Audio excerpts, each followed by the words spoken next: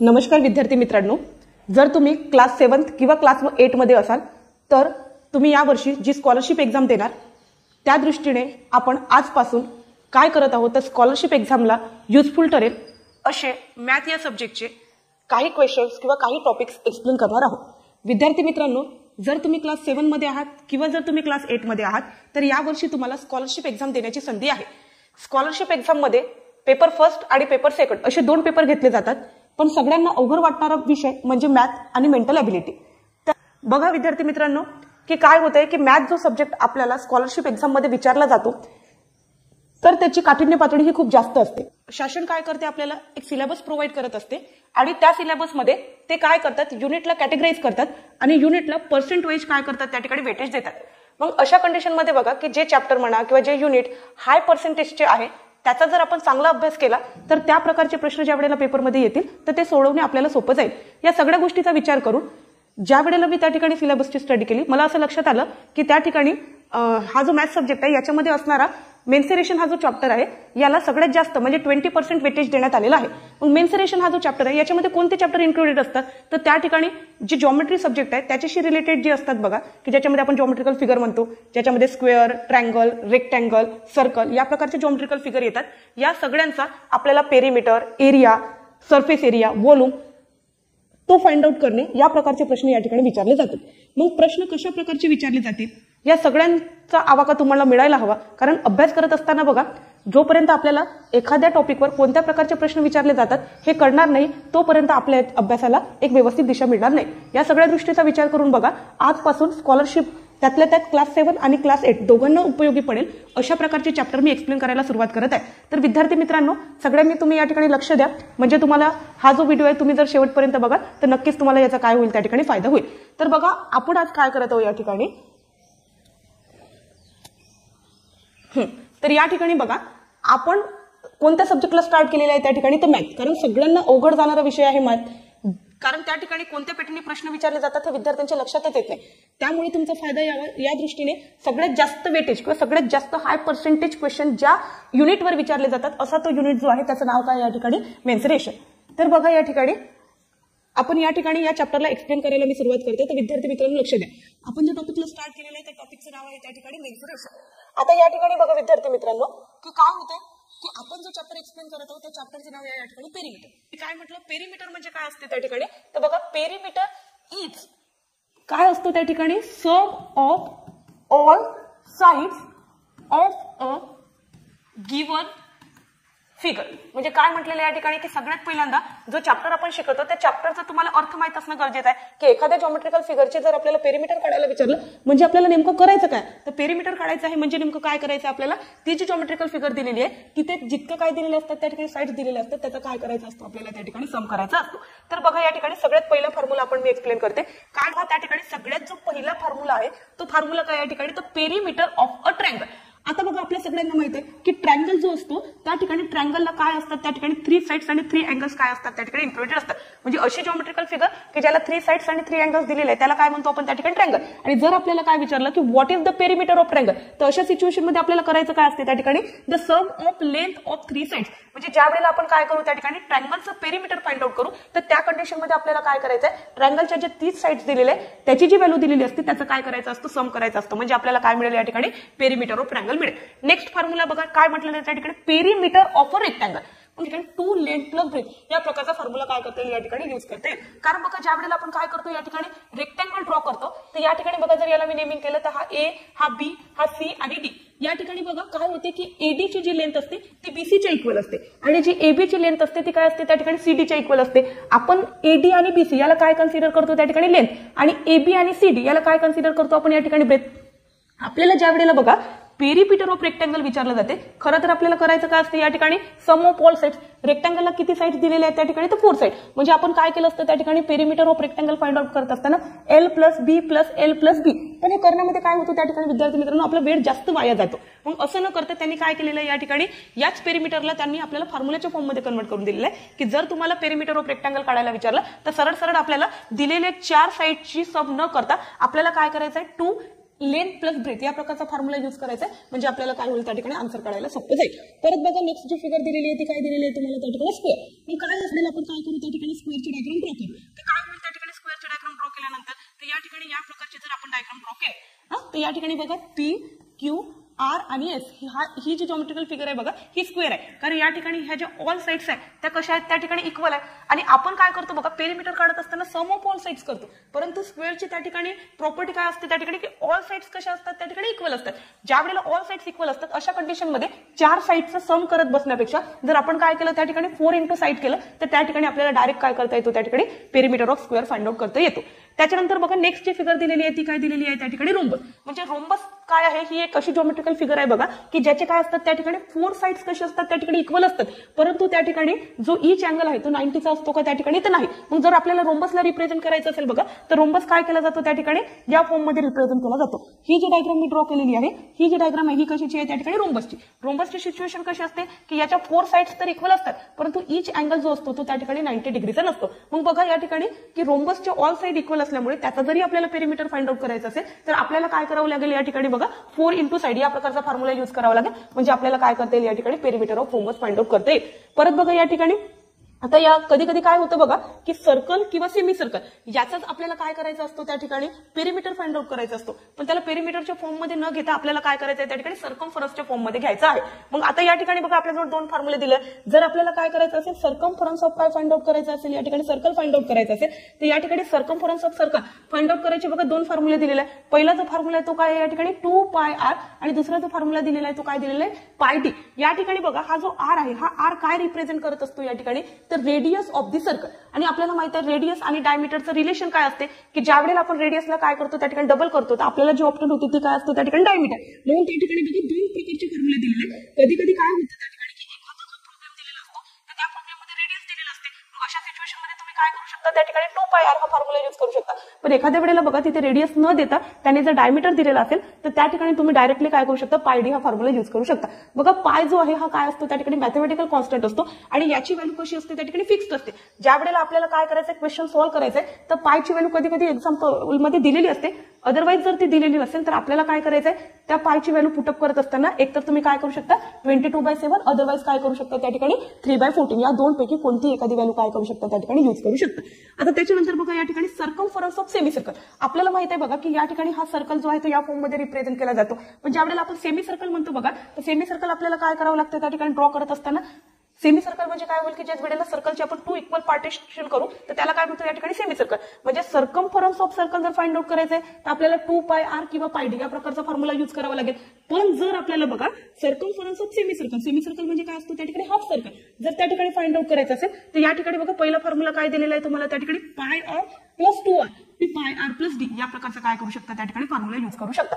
बघा विद्यार्थी मित्रांनो तुमच्यासाठी काय केले गेलेले आहे या ठिकाणी एका ठिकाणी सगळे फॉर्म्युले प्रोव्हाइड केले गेलेले आहे. आणि मला माहिती आहे बघा की ज्या वेळेला तुम्ही स्कॉलरशिप मध्ये येणारा पेरिमीटर यासारखा चॅप्टर ज्या वेळेला सॉल्व्ह करता तर त्या ठिकाणी हे जे फॉर्म्युले आहेत तुम्हाला काय होईल त्या ठिकाणी खूप युजफुल ठरेल. मग त्या हेतूने मी तुमच्यासमोर हे सगळे फॉर्म्युले काय केलेले आहे एकत्रित करून आणलेले. तर विद्यार्थी मित्रांनो काय करायचंय तुम्हाला तर सगळ्यात पहिल्यांदा क्वेश्चन सोडवण्यापूर्वी काय करायचं तर या फॉर्म्युल्यांना काय करायचंय तुम्हाला पाठ करायचं आहे. तर बघा आता आपण काय करूया त्या ठिकाणी मी या चॅप्टरचे जे काही क्वेश्चन्स आहेत ते काय करते त्या ठिकाणी एक्सप्लेन करायला सुरुवात करते, तर तुम्ही त्याकडे काय करा या ठिकाणी लक्ष द्या.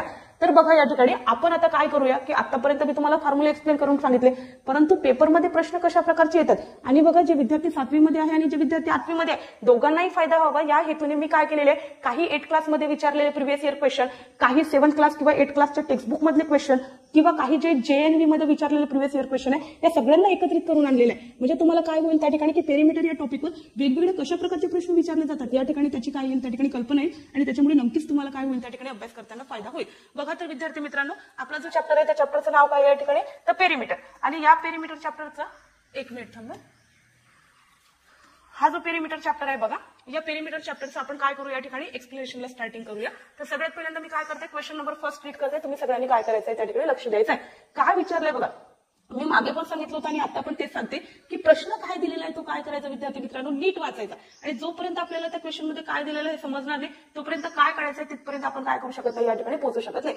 बघा या ठिकाणी मी सॉल्व्ह करत असताना काय करते, स्टेप टू स्टेप सॉल्व्ह करते. परंतु तुम्हाला काय करायचंय, हा प्रश्न पेपरमध्ये जर आला तर त्याला काय करायचं, कमीत कमी वेळामध्ये काय करायचं त्या ठिकाणी सॉल्व्ह करायचं. त्याच्यासाठी तुम्हाला काय असलं पाहिजे, त्या ठिकाणी फॉर्म्युला माहित असला पाहिजे. मग विचारलं काय आहे त्या ठिकाणी, find the perimeter of the rectangle. म्हणजे या क्वेश्चन मध्ये आपल्याला करायचं काय आहे त्या ठिकाणी, तर रेक्टँगलचं पेरिमीटर फाइंड आउट करायचं आहे. आणि मग त्याच्यासाठी आपल्याला काय गिव्हन दिलेलं आहे या ठिकाणी, length is 12.5 centimetre and breadth is 7.4 centimetre. या ठिकाणी आपल्याला बघा 4 ऑप्शन सुद्धा दिलेले आहेत. तर बघा या प्रश्नाला मी काय करते त्या ठिकाणी सॉल्व्ह करते. तुम्ही काय करायचंय त्या ठिकाणी लक्ष द्यायचं आहे की काय होतं बघा या ठिकाणी, की सगळ्यात पहिल्यांदा गिव्हन बघू की आपल्याला बघा या क्वेश्चन मध्ये लेंथ दिलेली आहे. लेंथ किती दिलेली आहे या ठिकाणी, तर 12.5 सेंटीमीटर. म्हणजे स्मॉल एन काय करतो आपण त्या ठिकाणी लेंथला रिप्रेझेंट करतो. आणि जी ब्रेथ दिलेली आहे बघा मी त्याला स्मॉल बी रिप्रेझेंट करते. तर ती व्हॅल्यू किती दिलेली आहे तुम्हाला, तर 7.4 सेंटीमीटर. आणि आपल्याला काय विचारलेलं आहे, तर what is the perimeter of rectangle. आताच बघा आपण पेरिमीटर ऑफ रेक्टँगलचा फॉर्म्युला बघितला होता. तर बघा या ठिकाणी मी लिहित आहे, लक्ष द्या की काय होतं की पेरिमीटर ऑफ रेक्टँगल, की perimeter of rectangle is equal to काय होतं त्या ठिकाणी, फॉर्म्युला काय म्हणतो या ठिकाणी 2 ब्रॅकेटमध्ये लेंथ प्लस काय असतं ब्रेथ. तर मी लेंथ आणि ब्रेथला काय केलेलं, एल आणि बी ने रिप्रेझेंट केलेलं आहे. मग बघा विद्यार्थी मित्रांनो, तुम्हाला काय केलेलं आहे या क्वेश्चन मध्ये, ऑलरेडी एल आणि बी ची काय केलेली आहे, व्हॅल्यू दिलेली आहे. मग आपण काय करायचं या ठिकाणी की सॉल्व्ह करत असताना बघा या प्रकारची व्हॅल्यू काय करू त्या ठिकाणी क्वेश्चन मध्ये पुटअप करू. म्हणजे 2 एल च्या ऐवजी आपल्याला किती पुटअप करावं लागेल या ठिकाणी, 12.5 प्लस बी ची व्हॅल्यू किती दिलेली आपल्याला 7.4. आता आपल्याला काय करावं लागेल बघा या ठिकाणी, कॅल्क्युलेशन करावं लागेल. तर सगळ्यात पहिल्यांदा बघा कॅल्क्युलेशन करत असताना आपल्याला काय करायचं, ब्रॅकेट सॉल्व्ह करायचं. आता ब्रॅकेटमध्ये जे 2 नंबर दिलेले आहे बघा याचं काय करून आपण आता ऍडिशन करू. म्हणजे काय होईल बघा की 12.5 म्हणजे आपल्याला काय करायचं या ठिकाणी 7.4 ला ऍड करायचं. जेव्हा याची ऍडिशन करतो बघा या ठिकाणी, तर 5 प्लस 4 किती होईल 9, 7 प्लस 2 किती होईल 9 आणि 1 म्हणजे या ठिकाणी बघा या दोघांची टोटल ही किती येऊन राहिलेली आहे या ठिकाणी 19.9. आता बघा विद्यार्थी मित्रांनो, कधी कधी या ठिकाणी कन्फ्युजन होऊ शकते की या ठिकाणी जिथे ब्रॅकेट दिलेला असतो ना, तर ब्रॅकेट सॉल्व्ह झाल्यानंतर या ठिकाणी या 2 नंबरच्या मध्ये बघा जेव्हा आपण ब्रॅकेट रिमूव्ह करतो तर कोणतं साईन येतं त्या ठिकाणी, इंटूचं. म्हणजे आपल्याला काय करावं लागते, मल्टिप्लिकेशन करावं लागते. तर बघा आता या ठिकाणी आपण मल्टिप्लिकेशन करूया की काय होईल, 19.9 ला आपल्याला काय करायचं या ठिकाणी 2 ने मल्टिप्लाय करायचं आहे. म्हणजे बघा कधी कधी विद्यार्थी मित्रांनो, जर तुम्हाला काय करता येत असेल त्या ठिकाणी डेसिमल पॉईंटचं मल्टिप्लिकेशन करता येत असेल तर काय करायचं, पहिल्यांदा डेसिमल पॉईंट रिमूव्ह करायचं. म्हणजे काय करू आपण या ठिकाणी 199 मल्टिप्लाय बाय काय करू या ठिकाणी 2. त्याला सॉल्व्ह करा बरं की 2 9 18 म्हणजे 1 कॅरी मध्ये, परत 2 9 18 प्लस 1 काय होईल त्या ठिकाणी 19, 1 कॅरी मध्ये, 2 1 2, 2 प्लस 1 किती होईल या ठिकाणी 3. म्हणजे तुम्ही काय करायचं, सगळ्यात पहिल्यांदा डेसिमल पॉईंट रिमूव्ह करून मल्टिप्लिकेशन करून घ्यायचं. आणि मग जे आलेलं उत्तर आहे बघा ते लिहायचं. आणि काय करायचं बघा की ज्या वेळेला आपण मल्टिप्लिकेशन करत होतो तर त्या ठिकाणी ही जे काय होतं फर्स्ट नंबर होतं, तर काय करायचं मागून काउंट करायचं. म्हणजे मागून किती संख्येनंतर पॉईंट दिलेला आहे, 1 संख्येनंतर. तर मग काय होतं या ठिकाणी, जो तुमचं काय आलेला आहे या ठिकाणी आन्सर आलेला आहे त्या आन्सरला आपण काय करायचं त्या ठिकाणी मागून एका संख्येला काय करायचं त्या ठिकाणी पॉईंट द्यायचा. म्हणजे बघा या प्रश्नाचं उत्तर हे किती आलेलं आहे या ठिकाणी, तर 39.8. मग बघा तर ह्या प्रश्नाचं उत्तर ऑप्शन मध्ये दिलेलं आहे का, तर ओके. या ठिकाणी बघा ऑप्शन मध्ये हे आन्सर दिलेलं आहे. म्हणजे ऑप्शन क्रमांक काय आहे त्या ठिकाणी सेकंड, हे आपलं या प्रश्नाचं उत्तर आहे.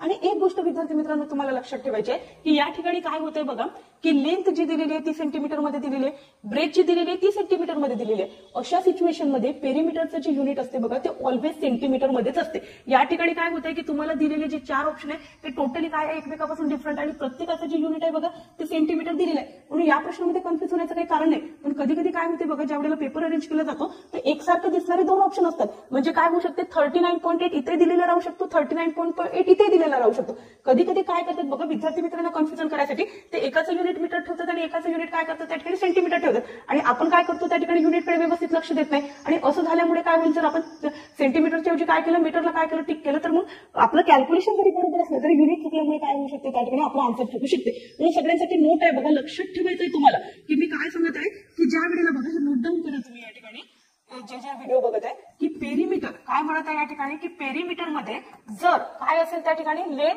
आणि ब्रेथ या दोघांचीही व्हॅल्यू काय केलेली असेल त्या ठिकाणी सेंटीमीटर मध्ये दिलेली असेल तर त्या ठिकाणी पेरिमीटर हे कशामध्ये आपल्याला काय करायचं असते, आन्सर करायचं असते सेंटीमीटर मध्ये. आणि लेंथ आणि ब्रेथ याची व्हॅल्यू जर आपल्याला काय केलेली असेल मीटर मध्ये दिलेली असेल तर पेरिमीटरची जी आपण व्हॅल्यू फाइंड आउट करतो तर ती कशामध्ये फाइंड आउट करायची असते, तुम्हाला मीटर मध्ये फाइंड आउट करायची असते. कारण बघा चुका आपण काय करतो छोट्या छोट्या करतो पण त्याच्यामुळे काय होते की आपला त्यावेळेला काय होऊ शकतो त्या ठिकाणी त्या प्रश्नाचा मार्क जाऊ शकतो. त्याच्यामुळे काय होते अशा प्रकारच्या चुका होऊ शकतात हे मला माहित आहे.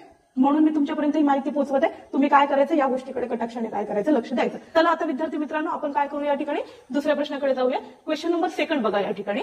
चला मी हा क्वेश्चन त्या ठिकाणी रीड करत आहे. काय म्हणत आहे बघा, find the perimeter of a square of side 18 centimetre each. आता या ठिकाणी बघा याचा पहिलाचा जो प्रश्न होता त्या ठिकाणी आपल्याला पेरिमीटर ऑफ रेक्टँगल विचारलं होतं. आता हा जो नेक्स्ट क्वेश्चन आहे बघा या ठिकाणी आपल्याला काय विचारलेलं आहे की what is the perimeter of square who side is 18 centimetre. की आता काय म्हणत आहे बघा की आपल्याला माहिती आहे की स्क्वेअर ही एक ज्योमेट्रिकल फिगर आहे की ज्याचे ऑल साइड्स कसे असतात इक्वल असतात आणि स्क्वेअरची जी साइड आहे बघा ती किती दिलेली आहे आपल्याला या ठिकाणी 18 सेंटीमीटर. आता बघा फिगर काढण्याची आपल्याला गरज नाही. फिगर काढणं आणि आपला वेळ वाया घालवणं याच्यामध्ये तुम्ही काय करू नका, लक्ष देऊ नका.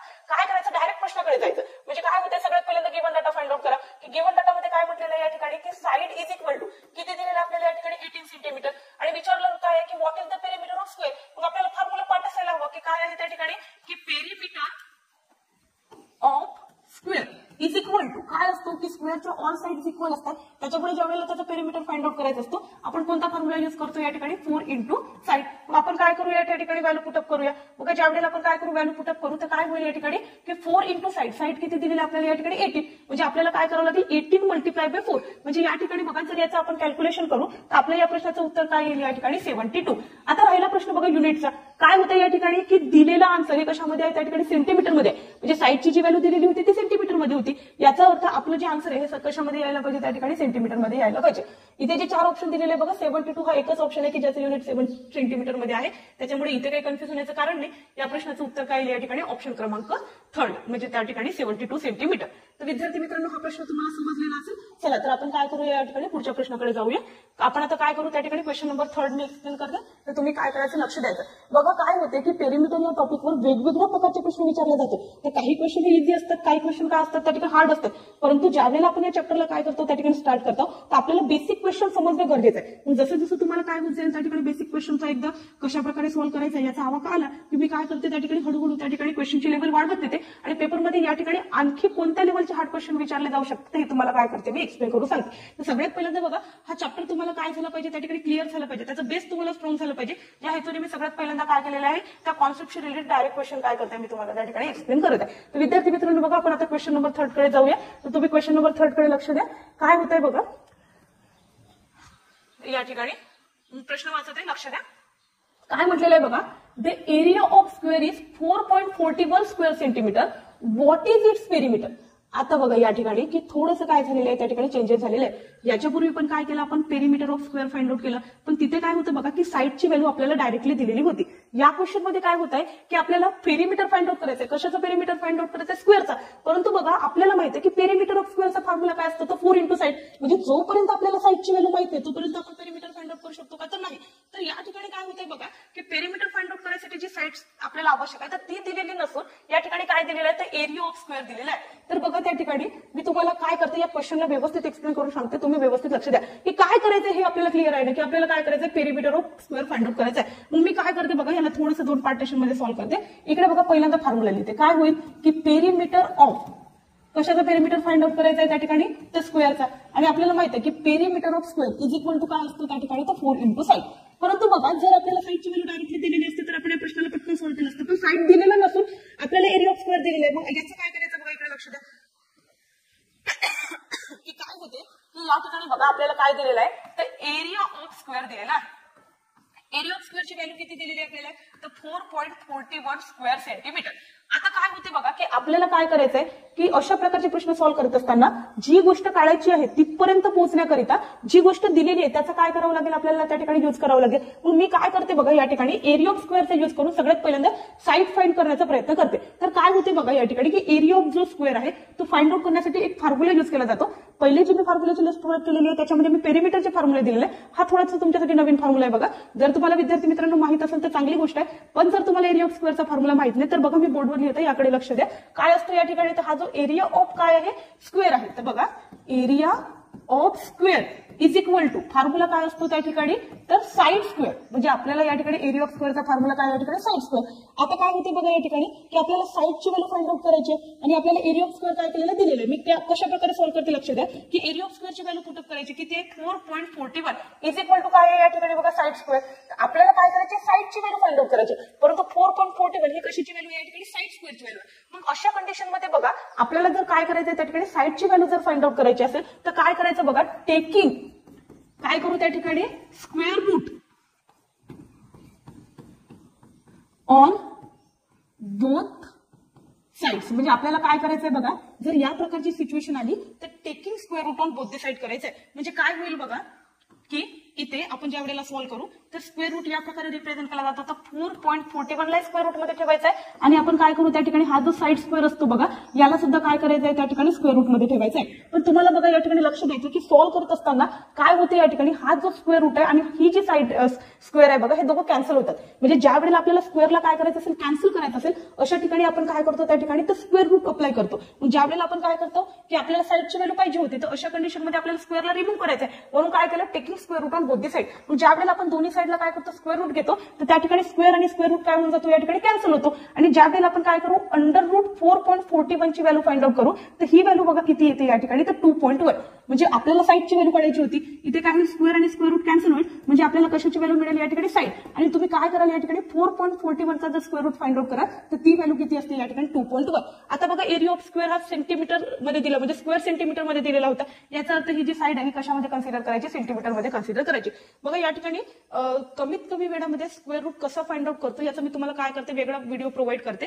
काय करावं लागेल आपल्याला की काही जे नंबर्स असतात म्हणजे निदान 1 पासून 20 पर्यंतचे स्क्वेअर त्याच्यानंतर आपल्याला काय असले पाहिजे 1 पासून 10 पर्यंतचे क्यूब किंवा मग आपल्याला काय माहित असलं पाहिजे की 1 पासून 25 पर्यंतचे स्क्वेअर रूट. हा बघा काय आहे या ठिकाणी की ज्या वेळेला आपण मॅथ सारखे क्वेश्चन सॉल्व्ह करतो तर या ठिकाणी जितकं आपलं या प्रश्नांचं म्हणा किंवा या कॉन्सेप्टचं म्हणजे स्क्वेअर रूट किंवा क्यूब रूट याचं पाठांतर चांगलं असेल तितकं काय होईल त्या ठिकाणी मॅथ या सब्जेक्टमध्ये सोल्युशन ज्या वेळेला आपण फाइंड आउट करतो तर या गोष्टी नक्कीच आपल्याला काय करतात त्या ठिकाणी हेल्पफुल ठरतात. तर बघा मी या ठिकाणी काय केलेलं आहे तसं सध्या तुम्हाला डायरेक्ट सांगितलेलं आहे की 4.41 याचा जो स्क्वेअर रूट आहे तो किती आहे 2.1. कारण मला स्वतःला पाठ आहे की जसं 144 हा कशाचा स्क्वेअर आहे या ठिकाणी 12 चा स्क्वेअर आहे. तर या ठिकाणी काय होते की स्क्वेअर रूट ऑफ 144 असं जर विचारलं तर त्याचं उत्तर किती येतं 12. किंवा बघा या ठिकाणी की 21 चा स्क्वेअर किती आहे जर असं विचारलं असतं तर त्याचा आन्सर किती येते 441. म्हणजे हा जो 441 आहे बघा हा नंबर कुठेतरी आपल्या लक्षात राहिलेला आहे हा 441 आहे. परंतु या ठिकाणी काय केलेलं आहे की मागून काय केलेलं आहे 2 संख्येनंतर डेसिमल पॉईंट दिलेला आहे. म्हणून मी या ठिकाणी काय केलेलं आहे त्याला सॉल्व्ह करत असताना मला माहिती आहे की 441 हा नंबर आहे हा काय आहे 21 शी रिलेटेड आहे. पण इथे 2 संख्येनंतर डेसिमल पॉईंट आलेला आहे. तर अशा वेळेला आपण काय करतो स्क्वेअर रूट फाइंड आउट करत असताना त्याचा हाफ करतो. म्हणजे आपल्याला काय करावं लागतं या ठिकाणी मागून एका संख्येनंतर पॉईंट द्यावा लागतो. म्हणजे बघा या ठिकाणी काय होईल तर या प्रश्नाला सॉल्व्ह ज्या वेळेला आपण करतो तर त्या ठिकाणी काय होतं की आपला आन्सर किती येते या ठिकाणी तर 2.1 सेंटीमीटर. म्हणजे या ठिकाणी स्क्वेअर रूट तुम्हाला फाइंड आउट करता येत असेल पण नसेल तर त्या ठिकाणी कमीत कमी वेळामध्ये डेसिमल पॉईंटचे स्क्वेअर रूट वगैरे कसे फाइंड आउट करावे यासाठी मी वेगळा व्हिडिओ प्रोव्हाइड करते. कारण या ठिकाणी मी कोणत्याचे प्रश्न करते तर पेरीमीटर. मग पेरीमीटरचे क्वेश्चन कसे सॉल्व्ह करायचे तर या पद्धतीने आपल्याला सॉल्व्ह करायचे आहे. आता बघा आपला महत्वाचा एम काय होता तर आपल्याला पेरीमीटर ऑफ स्क्वेअर काय करायचं होतं या ठिकाणी फाइंड आउट करायचं होतं. मग आपल्याजवळ साईड नव्हती मग आपण काय केलं या ठिकाणी की एरिया ऑफ स्क्वेअर जो दिलेला आहे त्याचा यूज करत करत काय केलं साईडची व्हॅल्यू फाइंड आउट केली. ही जी साईडची व्हॅल्यू आहे बघा त्याला काय करायचं या ठिकाणी आता गिव्हन फॉर्म्युलामध्ये पुटअप करायचं. म्हणजे काय होईल या ठिकाणी तर 4 इंटू साईड म्हणजे किती या ठिकाणी 2.1. आता आपल्याला काय करावं लागेल बघा याचं कॅल्क्युलेशन करावं लागेल. तर पुन्हा मी काय सांगत आहे की डायरेक्ट जर डेसिमल पॉईंटचं मल्टिप्लिकेशन करता येत नसेल तर डेसिमल पॉईंट रिमूव्ह करायचा. काय होईल या ठिकाणी 21 इंटू काय करू 4 इंटू 1 किती होईल 4 टू किती होईल 8. आता बघा जे आन्सर आलेला आहे तुम्हाला काय करायचं चेक करायचं आहे की तुमचा जो क्वेश्चन दिलेला होता तर ज्या संख्या तुम्हाला दिलेल्या आहेत तर डेसिमल पॉईंट मागच्या साईडने कुठे किती आहे. इथे बघा या साईडला तर म्हणजे हा जो नंबर आहे कोणता 4 याला तर डेसिमल पॉईंट दिलेलाच नाही. मग इथे काय आहे 2.1 जर बॅक साईडने काउंट केलं तर मागून किती डिजिट नंतर डेसिमल पॉईंट आहे ते 1. मग आपल्याला काय करावं लागेल त्या ठिकाणी तुमचं जे आन्सर आलेलं आहे त्याला काय करावं लागेल बॅक साईडने एका संख्येनंतर पॉईंट द्यावा लागेल. म्हणजे या प्रश्नाचं उत्तर किती येईल या ठिकाणी 8.4. परत बघा की साईड सेंटीमीटर मध्ये होते म्हणजे आन्सर किती येईल या ठिकाणी सेंटीमीटर मध्ये येईल. म्हणजे या ठिकाणी हा प्रश्नाचं उत्तर काय होईल त्या ठिकाणी ऑप्शन क्रमांक 4 किती आहे या ठिकाणी 8.4 सेंटीमीटर. तर विद्यार्थी मित्रांनो बघा हा क्वेश्चन काय होतो कधी कधी त्या ठिकाणी समजायला अवघड जातो. काय होतं की आपल्याला माहिती आहे की perimeter of square find out करायचं आहे फॉर्म्युला 4 इंटू साईड आहे मग साईड दिलेलीच नाही मग कसं करायचं. तर बघा या ठिकाणी मी तुम्हाला काय केलेलं आहे की हा प्रश्न कोणत्या प्रकारे सॉल्व्ह करायचा हे प्रोव्हाइड केलेलं आहे. आणि हा प्रश्न ऑलरेडी बघा की स्कॉलरशिपची जी 2022 ची एक्झाम झालेली होती त्या ठिकाणी विचारलेला आहे. मग बघा विद्यार्थी मित्रांनो काय करा की या प्रकारच्या प्रश्नांचा सराव करा. ते सोप्यात सोपं तुम्हाला सांगण्याचा प्रयत्न केलेला आहे. तुम्ही काय करायचं व्हिडिओ बघत असताना याच्याकडे व्यवस्थित लक्ष द्यायचं म्हणजे पुढील अशा प्रकारचे प्रश्न तुम्हाला सोडवायला काय जातील त्या ठिकाणी सोपे जातील. तर बघा आता आपण काय करूया त्या ठिकाणी क्वेश्चन नंबर 4 मी एक्सप्लेन करते. तर क्वेश्चन नंबर 4 कडे येऊया. बघा काय म्हणते त्या ठिकाणी मी क्वेश्चन रीड करते. काय म्हटलेलं आहे की the length of rectangle is twice its breath. Situation बघा आणि हार्डनेस बघा क्वेश्चनचे काय होत आहे त्या ठिकाणी थोडी वाढलेली आहे. काय म्हटलेलं आहे the length of rectangle is twice its breadth the perimeter of rectangle is 48 centimetre find the breadth of the rectangle. आता या ठिकाणी बघा की पेरीमीटर ऑफ रेक्टँगल आपल्याला ऑलरेडी दिलेला आहे आणि आपल्याला काय करायचं breadth of rectangle find out करायचं आहे. इथे काय केलेली आहे आपल्याला एक कंडिशन दिलेली आहे. तर विद्यार्थी मित्रांनो बघा हा प्रश्न सोडवत असताना मी ज्या पद्धतीने सोडवत आहे त्या पद्धतीने याला काय करायचं तुम्हाला सॉल्व्ह करायचं आहे. तर सगळ्यात पहिल्यांदा फोकस कुठे होतं कंडिशनवर. बघा काय म्हणत आहे the length of rectangle is twice its breath. हा जो सेंटेन्स जे स्टार्ट झाला बघा हा एंड कुठे झालेला आहे या ठिकाणी तर ब्रेथ पाशी. काय म्हटलेलं आहे की लेंथ ऑफ रेक्टँगल ही ब्रेथ पेक्षा किती आहे या ठिकाणी ट्वाइस आहे. मग आपल्याला काय करावं लागते अशा प्रकारच्या क्वेश्चन मध्ये कन्सिडर करावं लागेल. तर आपण काय कन्सिडर करू लेट द ब्रेथ ऑफ काय कन्सिडर करू या ठिकाणी रेक्टँगल. तर लेंथ आपल्याला काय करायचं या ठिकाणी बघा ब्रेथ फाइंड आउट करायचं आहे. पण आपण काय करतो या ठिकाणी की ब्रेथ ऑफ रेक्टँगल कन्सिडर करतो आणि त्याला काय कन्सिडर करू आपण या ठिकाणी एक्स.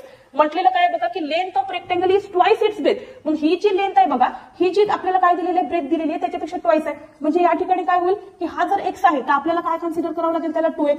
आता काय होतंय बघा या ठिकाणी की पेरीमीटर ऑफ रेक्टँगल हा किती दिलेला आहे तुम्हाला 48 सेंटीमीटर. तर बघा मी लिहून घेते या ठिकाणी की perimeter of rectangle is equal to किती दिलेलं आपल्याला या ठिकाणी 48 सेंटीमीटर. तर बघा आपल्याला करायचं काय या ठिकाणी ब्रेथ फाइंड आउट करत असताना सगळ्यात पहिल्यांदा पेरीमीटर ऑफ रेक्टँगलचा आपण फॉर्म्युला लिहून घेऊ. काय होईल या ठिकाणी बघा की perimeter of rectangle is equal to formula काय आपल्या या ठिकाणी 2l + b. तर या ठिकाणी काय होते बघा की या क्वेश्चन मध्ये आपल्याला ऑलरेडी काय केलेलं आहे त्या ठिकाणी तर पेरीमीटर ऑफ रेक्टँगलची व्हॅल्यू दिलेली आहे ती पुटअप करू. ती किती आहे या ठिकाणी 48 इज इक्वल टू 2. आता एल ची जी व्हॅल्यू आहे बघा की लेंथ आहे तर लेंथला काय कन्सिडर केलेलं आहे आपण 2x. म्हणजे इथे आपल्याला किती लिहावं लागेल 2x प्लस हा जो ब्रेथ आहे हा किती दिलेला आहे या ठिकाणी x. तर आपण बघा याला सॉल्व्ह करूया. काय होईल हा 48 इथला इथे इज इक्वल टू 2. आता आपल्याला याचं कॅल्क्युलेशन करावं लागेल. तर 2x + x हा काय होतो या ठिकाणी 3x. आणि ज्या वेळेला इथे ब्रॅकेट असते बघा त्या वेळेला काय करायचं मल्टिप्लिकेशनचं साइन द्यायचं.